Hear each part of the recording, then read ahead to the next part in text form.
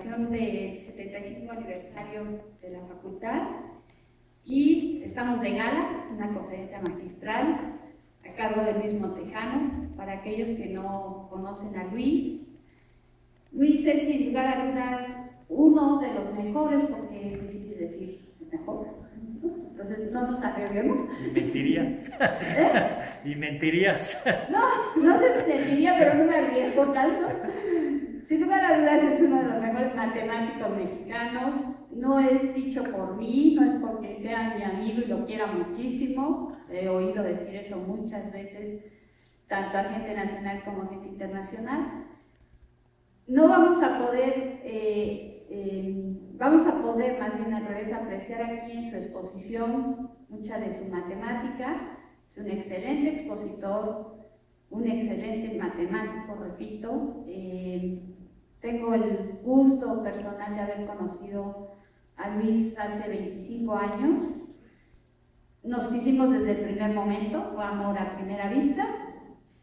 Y después conocí sus matemáticas y créanme, cada vez que he ido a una exposición suya, cada vez que he hablado con él de matemáticas en grupo o que lo he visto, cualquiera se anima, se motiva, o sea, es una energía que ahorita la van a vivir, es una experiencia realmente que vale muchísimo la pena. No les voy a dar su currículum es tan amplio que, bueno, me llevaría todo el tiempo de la plática. Solamente decirle que es alguien que además se ha involucrado muchísimo en nuestra comunidad, porque muchos nos quejamos y hablamos, pero no le entramos, ¿no? Luis le ha entrado a ser director del instituto, presidente de la Sociedad Matemática Mexicana, etcétera, digo, un montón de cosas. Entonces, realmente para mí,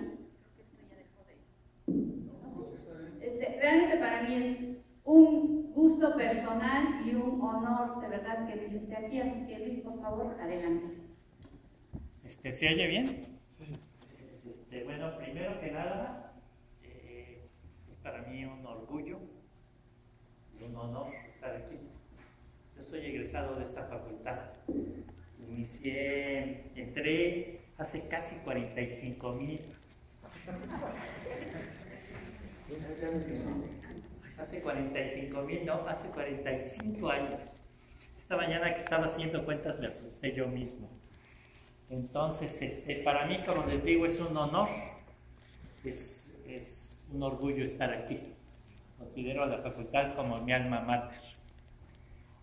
Quiero aprovechar entonces esta ocasión para contarles, para platicarles el tipo de matemáticas que estamos haciendo un grupo de compañeros en Querétaro. Allí en Querétaro hay una facultad de ciencias y hay un instituto de matemáticas que pertenecen a la UNAM, como aquí, pero en el campus de Juriquilla. Entonces, este grupo de matemáticos que somos miembros del Instituto de Matemáticas o de la Facultad de Ciencias, pero del campus Juriquilla, estamos haciendo investigación fundamentalmente en matemáticas discretas, pero de vez en cuando hacemos algo de geometría. Y entonces lo que quiero es más o menos darles un sabor del tipo de matemáticas que nos gusta hacer.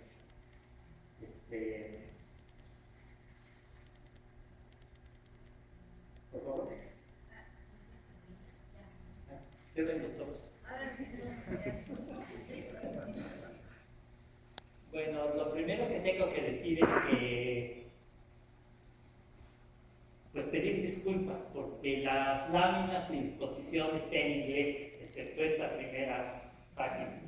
Pero yo creo que cuando yo era joven eso asustaba mucho, yo creo que ya no tanto.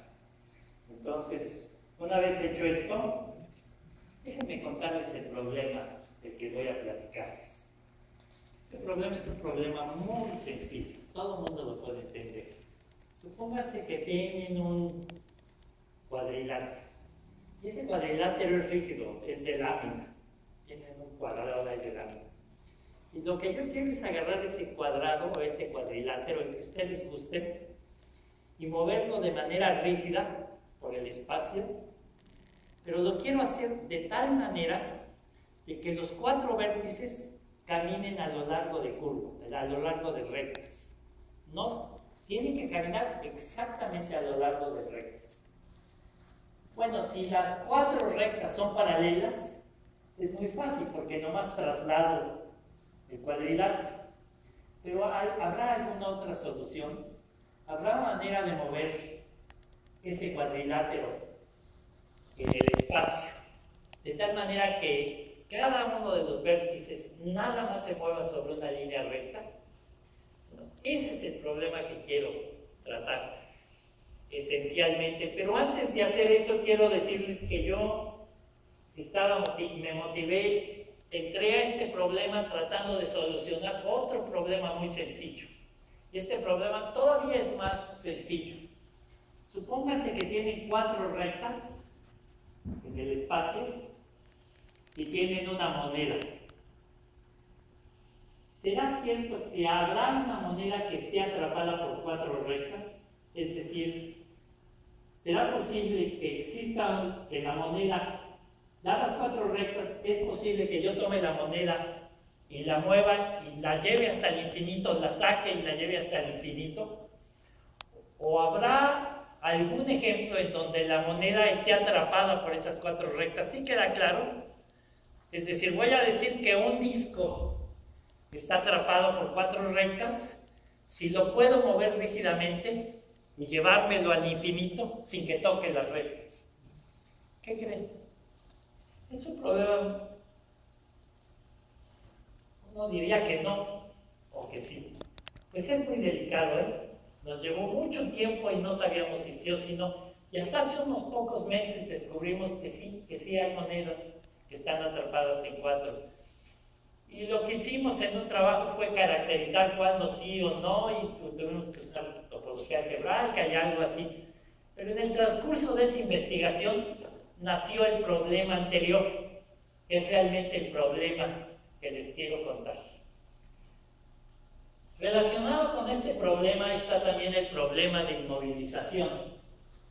¿Sí? Entonces, lo que les voy a pedir ahorita es que hagamos un descanso de 15 minutos, 10 minutos, y me permitan hablarles de inmovilización, que es un problema de geometría muy interesante relacionado con el inicial.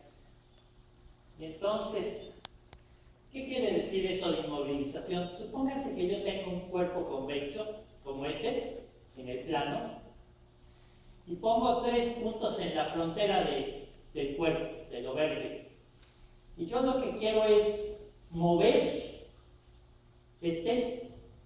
de tal manera de que ninguno de esos puntos penetre el interior cuando muevo el cuerpo.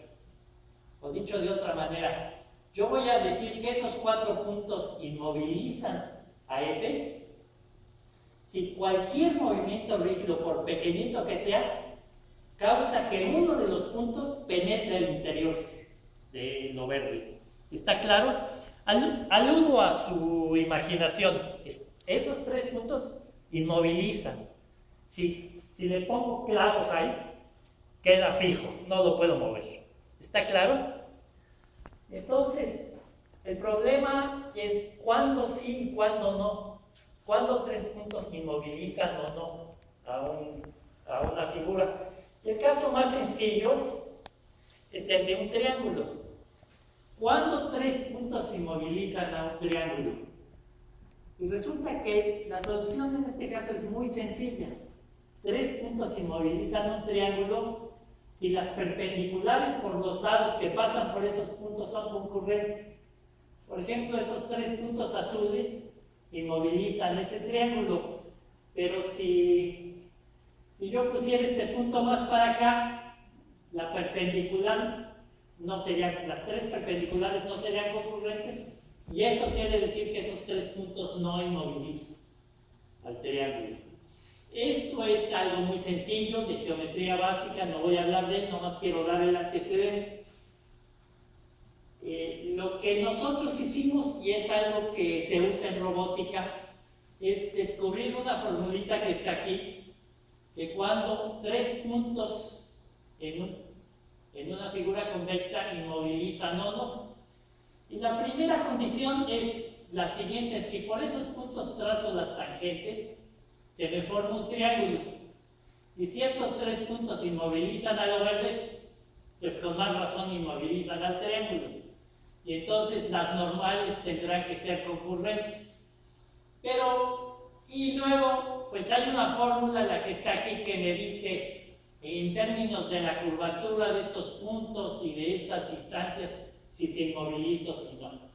Lo único que quiero transmitir ahorita, quiero darme prisa porque es que hay fórmulas que te dicen si 3 puntos inmovilizan o no inmovilizan.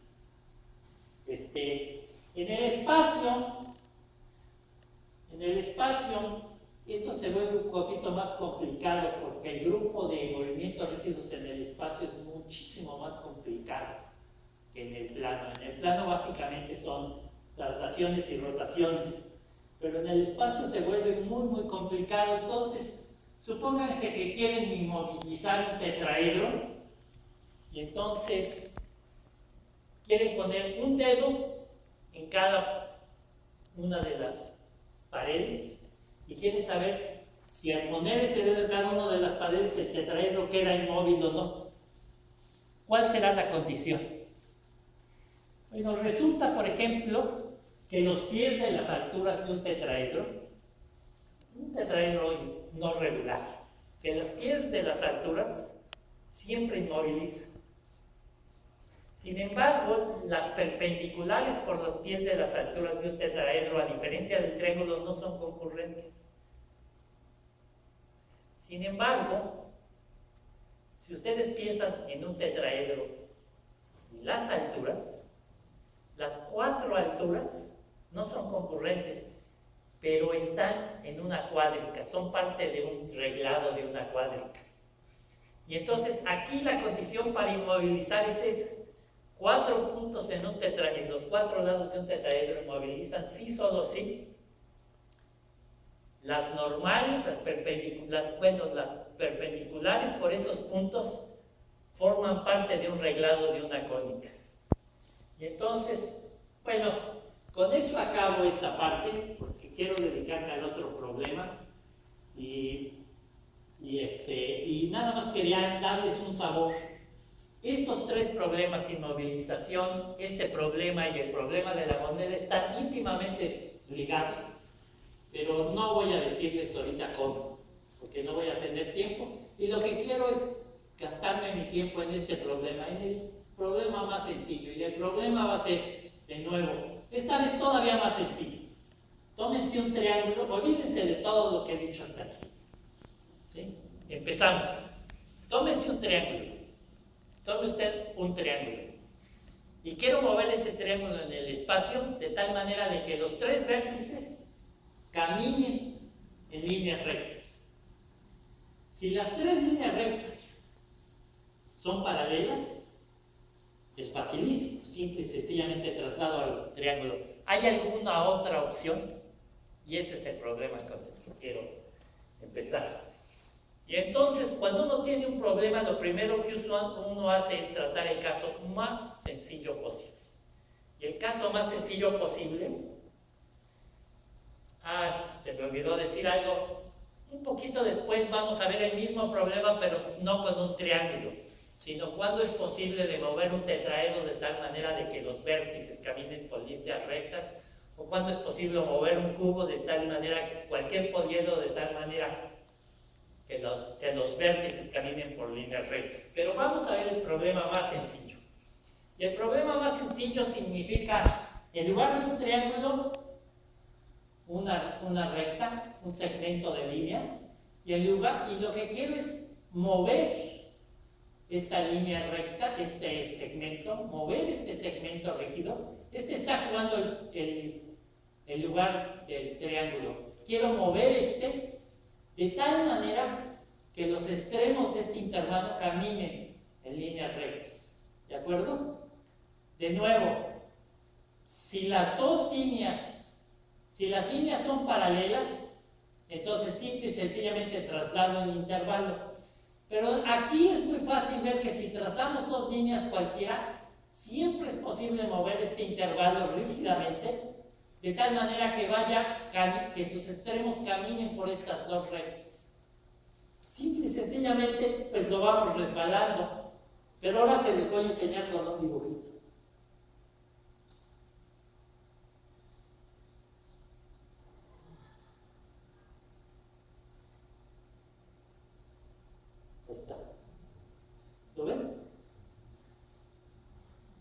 Está re padre, ¿no? Es como si estuviera bailando. ¿Sí? Ahora fíjense que resulta que el movimiento de este intervalo, cuyos extremos se mueven a lo largo de líneas, este movimiento se puede extender a todo el plano. Si yo tomo cualquier otro punto, ese punto va a ser arrastrado por el movimiento del intervalo y va a describir una trayectoria. Déjenme hacer el...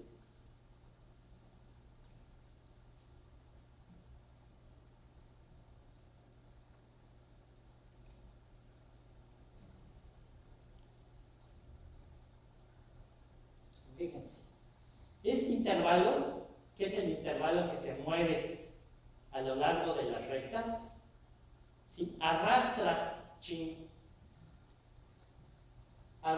en su movimiento a este tercer punto. Dicho de otra manera, si pensamos en este triángulo rígido, ¿sí? Entonces, al moverse ese intervalo, este tercer punto describe una trayectoria. ¿Qué trayectoria creen que describa? Una parábola. ¿Sí? Siempre una parábola.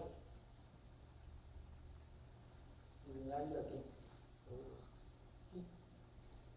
Y lo mismo resulta si en lugar de este punto, el que describe pongo cualquier otro punto. Entonces, miren, en este pequeño video este es el que yo quiero, sí, ahí no voy a poner todo el movimiento, nomás estoy poniéndolos ustedes la trayectoria, la parábola que describe el tercer punto, que es este, ¿de acuerdo? Entonces, miren, en esta posición describe esta parábola, de repente se hace delgadita la parábola, por ejemplo, no es parábola, es elipse, perdón, es mi dislexia, es elipse.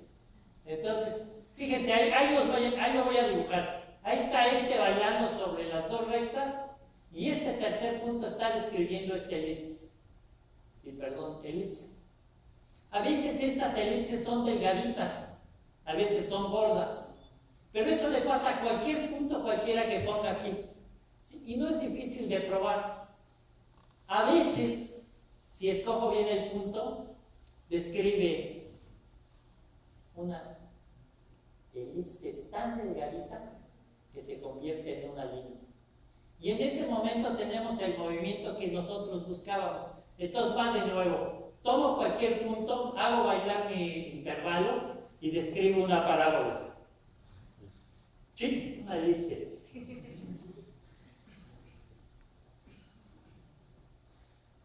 Cualquier punto que tome describe una elipse. A veces son círculos y a veces son elipses tan delgaditas como esa que se convierten en una línea.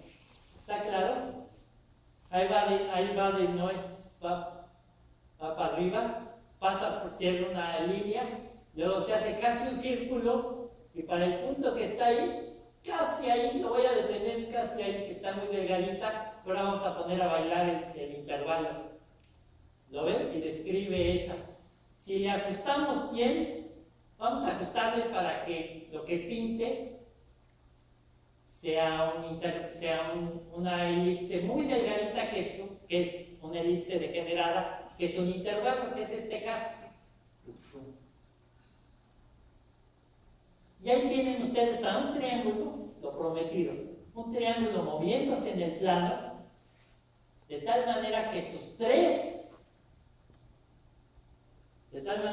tres vértices caminan en línea recta. Pero bueno, el problema ahora es cuál es el conjunto de puntos en el plano que describen no elipses, sino segmentos de recta. ¿Cuál será ese conjunto de puntos?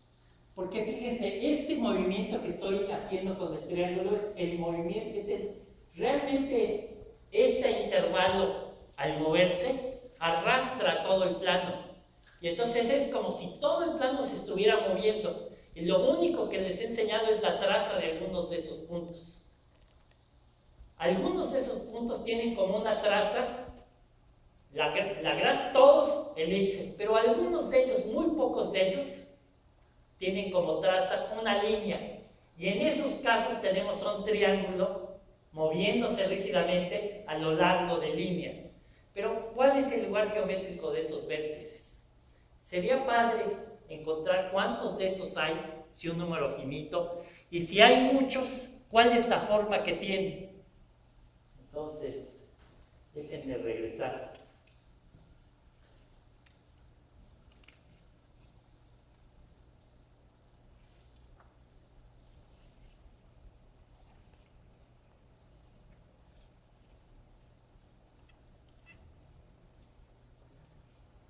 Entonces, lo que voy a hacer ahora, voy a hacer lo mismo, me voy a fijar en un punto, pero en lugar de un punto o en lugar de un triángulo voy a tomar otro objeto y voy a tratar de ver cómo se mueve ese objeto cuando es arrastrado por el movimiento del intervalo. Entonces, pues voy a poner a Charlie ahí a dar vueltas. Lo único que está pasando es el intervalo que está dando las vueltas a lo largo de líneas. Y luego tenemos ese muñequito que es arrastrado por el movimiento. Ahora yo quisiera preguntarles, por ejemplo, si ustedes se fijan en la trayectoria que hacen los ojitos, pues más o menos van a ver, parece un 8, pero no, ese es una elipse que viene por aquí. O si ustedes se fijan en el movimiento que hace cualquier otro punto, ¿sí? Por ejemplo, el lugar donde están estas manitas, pues también es una elipse que va aquí. ¿Me podrían decir cuál es el movimiento que describen las manitas? Las manitas, a ver otra vez. A ver, fíjense muy bien en las manitas.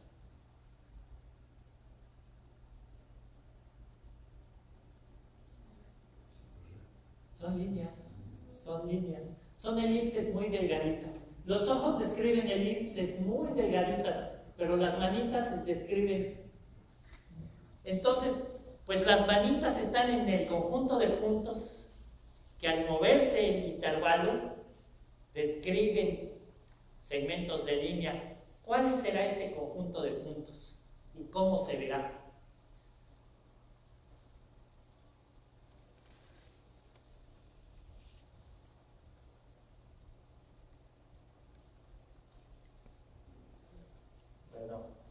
Ahora, en lugar de poner a Charlie, o un triángulo, voy a poner otro objeto. Voy a poner un círculo que pase por esos dos puntos. Ahí está. Y lo voy a mover. Es lo mismo. En lugar de Charlie es el círculo, en lugar del triángulo es el círculo. Ese es el movimiento del círculo que se usa al arrastrar el movimiento que se extiende del movimiento del intervalo azul. ¿Y saben qué está haciendo este círculo? ¿Alguien lo puede ver? Está rodando sobre un círculo del doble del tamaño. ¿Sí? ¿Y qué le pasará a un punto de este círculo? ¿Cuál será el movimiento del punto de este círculo?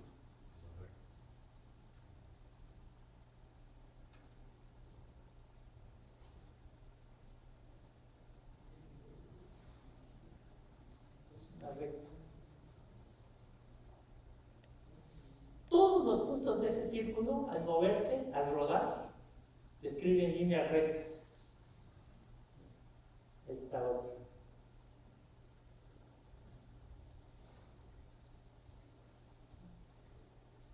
Entonces, déjenme decirles lo que pasa.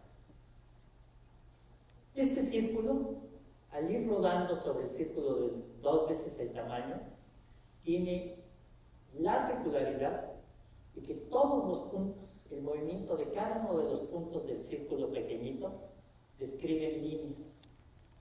Y por lo tanto, ese cuadrilátero que están viendo ustedes, es un cuadrilátero que se mueve en el plano con la propiedad que yo les pedí en un inicio.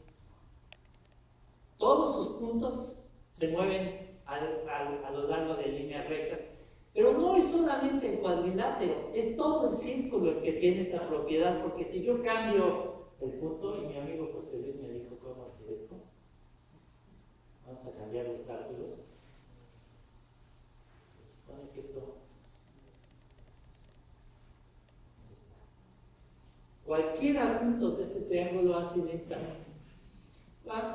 Déjenme ver si puedo convencerlos de una demostración de ese hecho.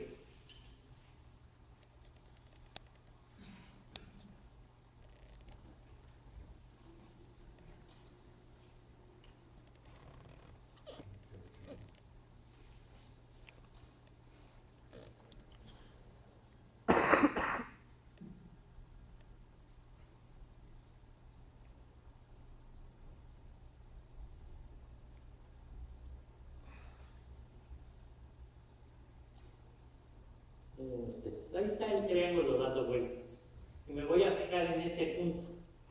Entonces, ese punto al ir rodando, lo que describe es una recta, pero ese punto no tiene nada de particular. Cualquier otro punto hace lo mismo. Por ejemplo,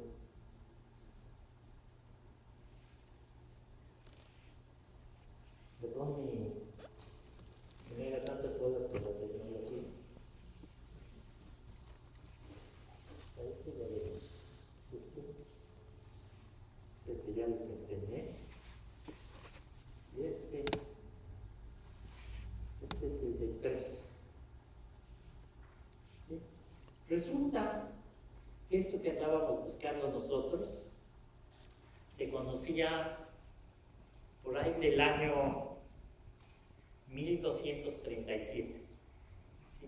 Esto que les acabo de decir fue descubierto por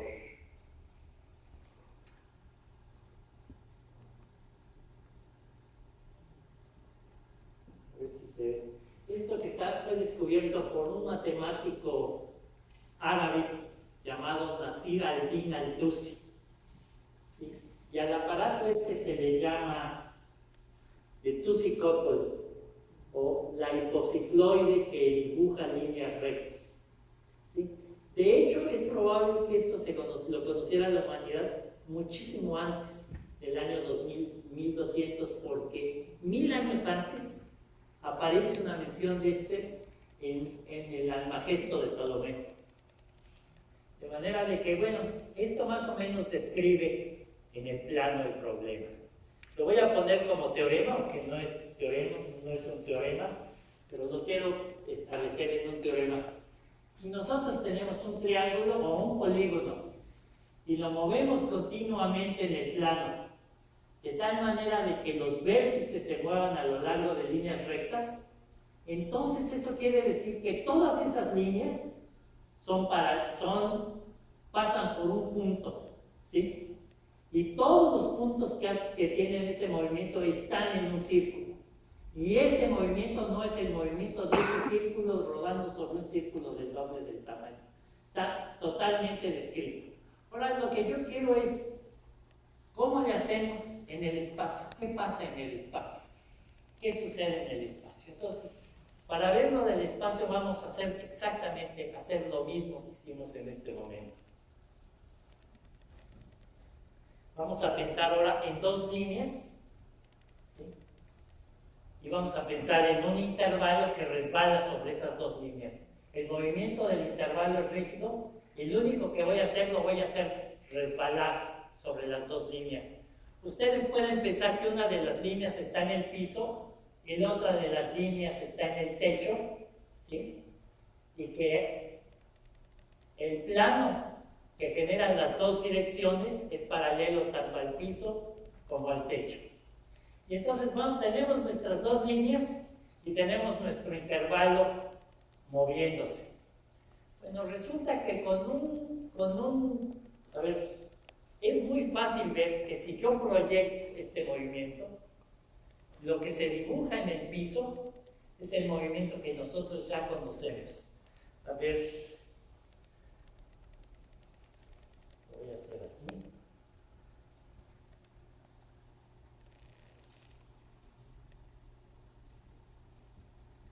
Miren, aquí tenemos estas dos líneas en el espacio y el intervalo que está moviéndose en el espacio es un movimiento rígido y está resbalando sobre estas dos líneas. Resulta que si lo proyectamos sobre el piso, ¿sí?, lo que está proyectando es también el mismo movimiento, es ese que se ve allá. La razón de eso es que el movimiento que está arriba es, a ver si los convenzo con el siguiente argumento o con el siguiente video.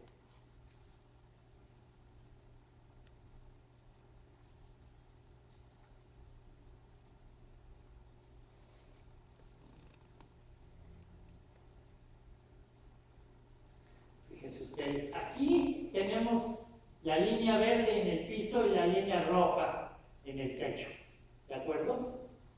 Y tenemos el intervalo azul que se mueve entre la línea verde y la línea roja. Uno está en el piso y el otro está uno está en el piso y el otro está en el techo. Y ahora vamos a hacer exactamente lo que hicimos, pero ahora con un triángulo que tiene lo siguiente. En la base tenemos este movimiento, tenemos este intervalo, ¿sí? Y el otro lado de este triángulo rígido es nada más una de las alturas de este triángulo. Y resulta que la hipotenusa es la que se va moviendo en el espacio. Como quiera que sea, 3 minutos de reflexión, a lo mejor ustedes podrán ver que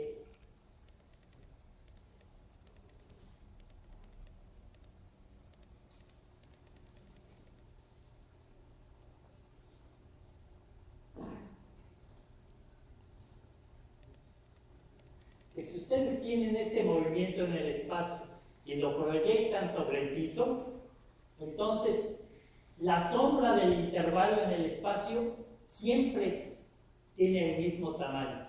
Y eso es una aplicación eso es Pitágoras, nada más. Ahora, lo que sí es importante es que proyectemos sobre el piso, quiere decir, las dos líneas que están en el espacio son paralelas al piso.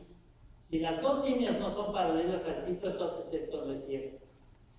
Y ahora, déjenme hacer un truco. Lo que quiero es enseñarles un ejemplo de un triángulo que se mueve en el espacio de tal manera que sus vértices caminan sobre líneas rectas.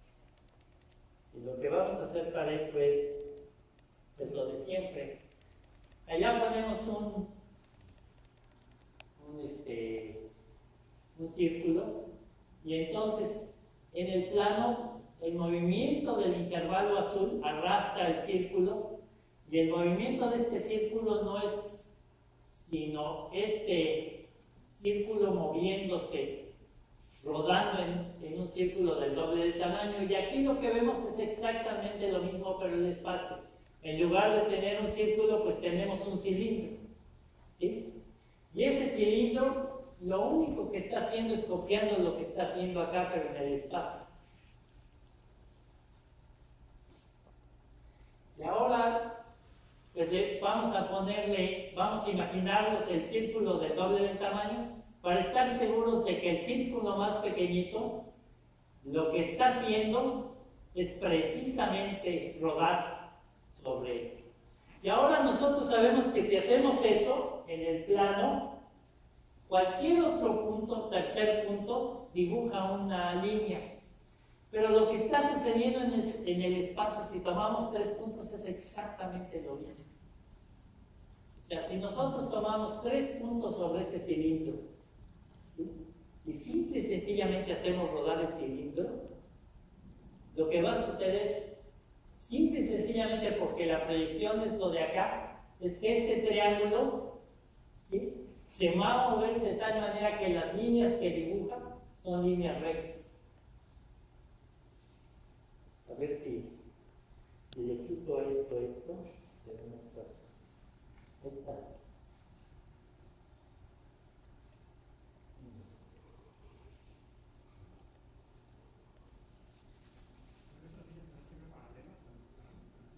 No. Lo que hago es a ver si, déjame Déjame regresar.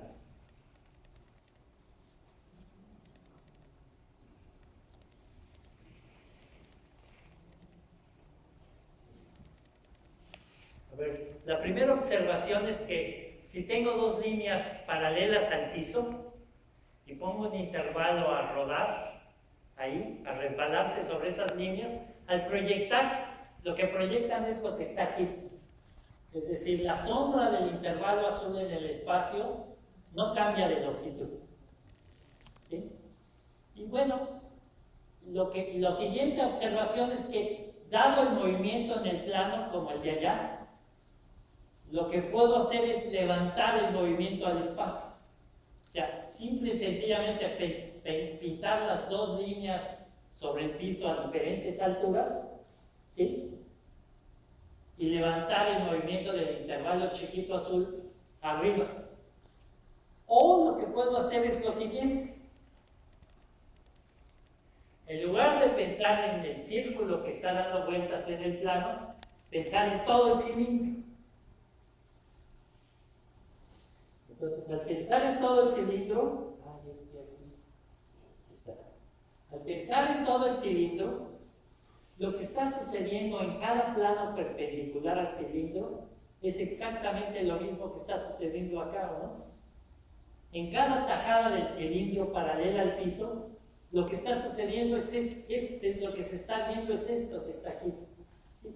Y por lo tanto, si yo pongo dos puntos en este cilindro y hago mover el cilindro, simple y sencillamente estos puntos van a moverse de acuerdo a lo que está pasando acá, sobre líneas rectas. Pero no solamente si pongo dos puntos, sino no importa cuántos puntos ponga en ese cilindro, ¿sí? Si simple y sencillamente hago que el cilindro ruede, en la trayectoria que describen esos puntos sobre ese cilindro siempre es una línea recta. O dicho de otra manera, el movimiento rígido de este cilindro es tal que todos los vértices de este cilindro se mueven sobre líneas rectas. Todos. ¿Sí? En particular, si escogemos dos, sucede eso. Pero si escogemos tres, pues pasa esto que está aquí. Y déjenme quitarle para que se vea.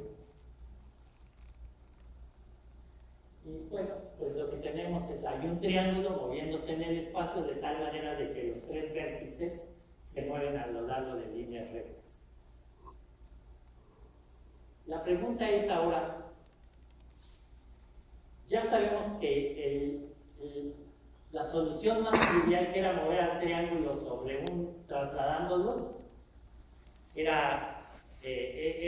no era la única, que hay otro tipo de movimiento.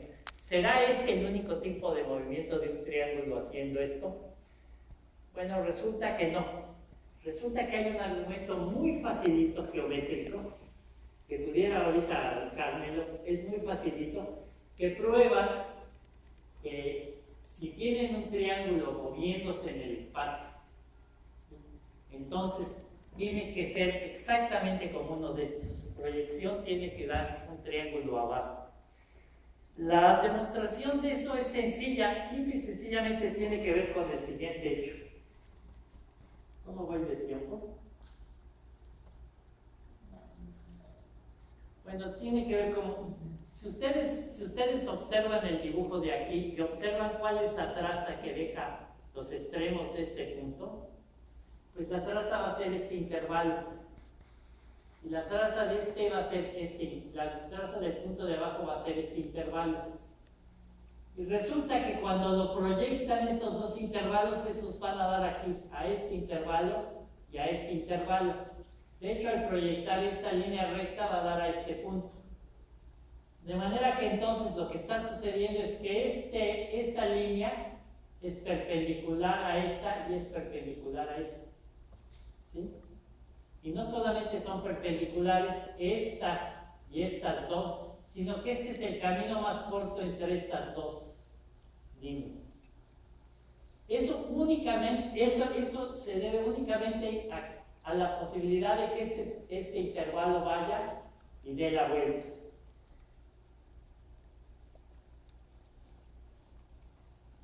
Si ahora lo que tienen es un triángulo, y olvídense de la dimensión, y ese triángulo está viajando en el espacio, ¿sí? Y se mueve a lo largo de líneas rectas, pues cada uno de los intervalos que tenemos aquí está haciendo lo mismo sobre sus correspondientes líneas. Y por lo tanto, el punto medio de este intervalo, que es este, el punto medio de este intervalo, que es este, y el punto medio de este intervalo, que es este, deben de ser colineares. Porque si no fueran colineares, si estos tres no fueran colineares, estas tres líneas serían perpendiculares a ese plano, y entonces deberían de ser paralelas, ¿no? Sea lo que sea, un argumento muy sencillo de geometría muestra que estos tres puntos deben ser colineares, y por lo tanto de que lo que tenemos es que al proyectar este triángulo se proyecta sobre el movimiento que tenemos en el plano.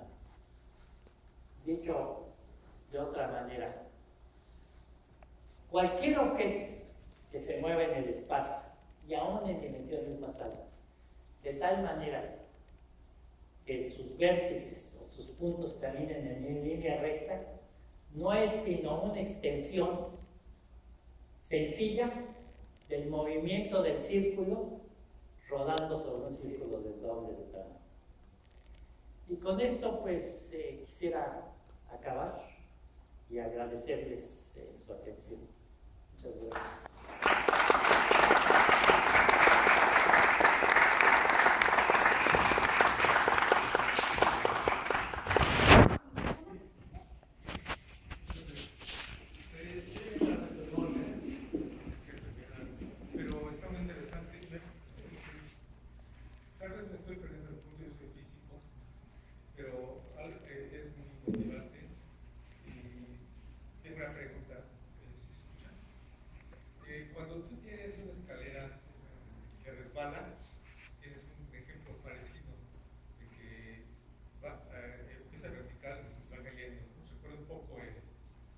segmento que va entre las dos rectas.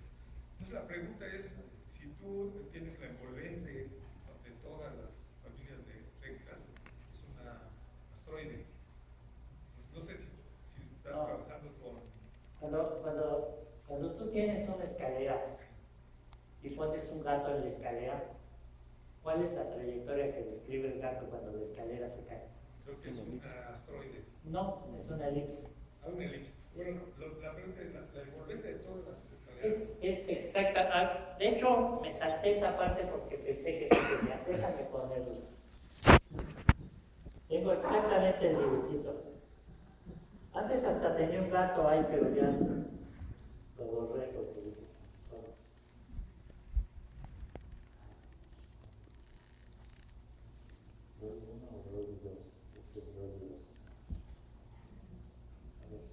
Primero, de nuevo, si el intervalo ese se mueve sobre las dos líneas rectas, ese movimiento rígido arrastra o se extiende a todo el plano. Y en la traza de cualquier punto del plano, no importa dónde esté, es una elipse. En algunos casos esa elipse es un círculo, en otros es muy delgadita y se convierte en una línea. Y eso independientemente de dónde esté el punto. Ese punto, de nuevo, podía estar en la misma línea del intervalo que se mueve a lo largo de las líneas. Y en ese caso, si eso sucede, voy a poner aquí mi dibujito. Ah, no, este no es chino. Pues, ¿dónde está?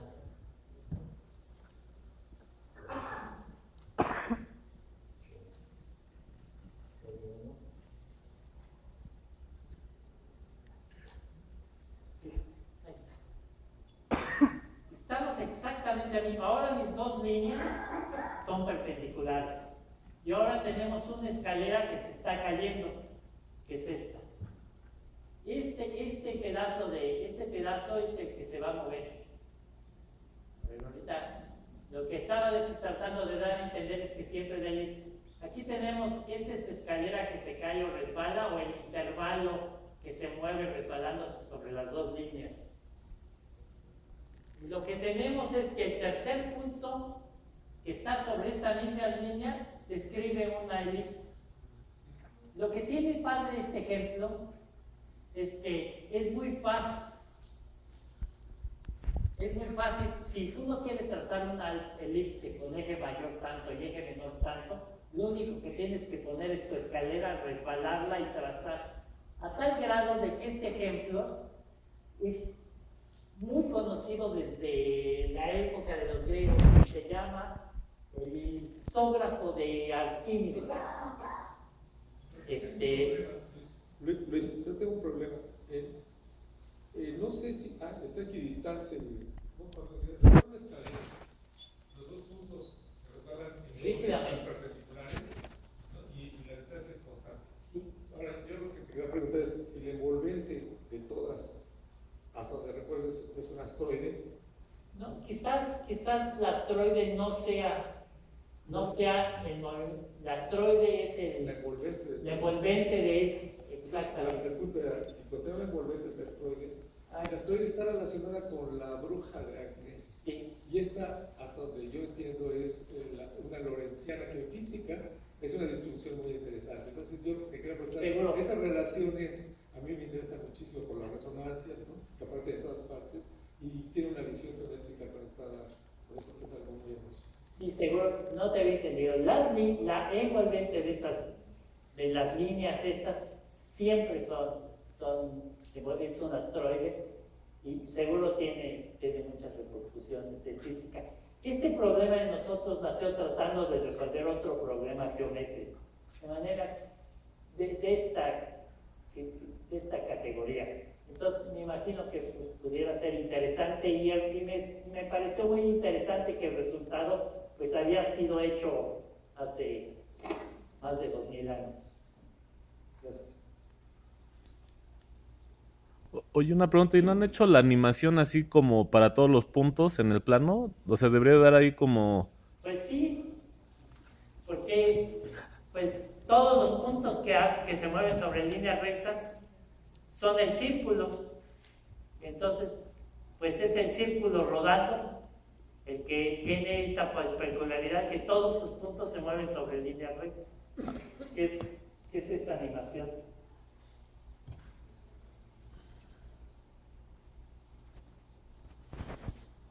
Primero tienes luego el círculo rodando y luego se puede ver que cualquier otro punto que pongas en ese círculo describe líneas rectas.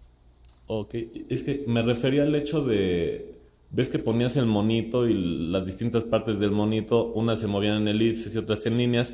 Si te fijas así en todos los puntos del plano, entonces quedaría ahí como una especie de flujo, entre comillas, ¿no? Sí. Que sería como una curva cerrada. Para cada punto le corresponde una elipse, ¿sí? A los puntos de este círculo les corresponden rectas. Y cuando ves el movimiento rígido, es este círculo rodando. Es como la acción de una curva cerrada en el euclideano, ¿no? Sí. Justo. También puede verse como sistema dinámico.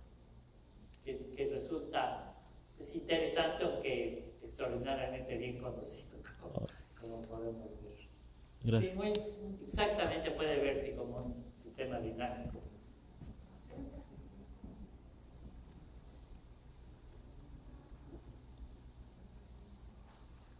¿Alguien más?